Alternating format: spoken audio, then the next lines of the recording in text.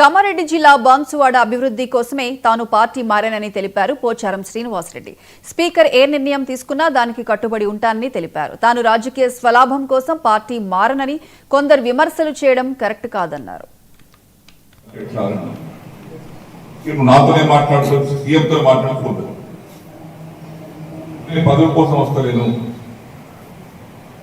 పైసలు ఆశించి వస్తలేను అనుకుంటలేమో నేను మీకు సహకారం కోరక వస్తున్నాను. దానికి రకరకాల కారణాల వల్ల కాన్స్టిట్యూన్సీ డెవలప్మెంట్ గుట్టుపడుతుంది. ఈ 5 ఏళ్ళు మనం పట్టించుకోకపోతే తుమ్మతిరుగు మరుస్తుంది, గడ్డి మరుస్తుంది.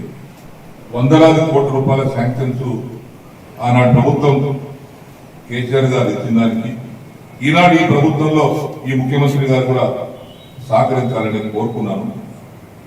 ఆయన సహకరిస్తాను మాట ఇచ్చాడు. సరే, మాట ప్రకారం కొన్ని జరిగినాయి. ఇప్పుడు దాదాపు కాన్స్టిట్యూన్సీ డెవలప్మెంట్ కోసం అడిగాను. మనం 200 కోట్ల రూపాయలతోటి రకరకాల సమస్యలు, రకరకాల విషయాలను ముఖ్యమంత్రి గారి చేతనే పరిష్కారం చేయబడతాయి. కాబట్టి పోలాండ్ షోర్ ప్రభుత్వ అధినేత ముఖ్యమంత్రి కాబట్టి ఏ శాఖగా శాఖ మంత్రులు వారి బాధ్యత ఉన్నప్పటికీ కూడా అన్నిటికీ పోలాండ్ షోర్ ముఖ్యమంత్రి కాబట్టి నేను బీఆర్ఎస్ పార్టీ గెలిచినాను. సాంకేతికంగా స్పీకర్ గారు అడిగితే ఉన్నాము.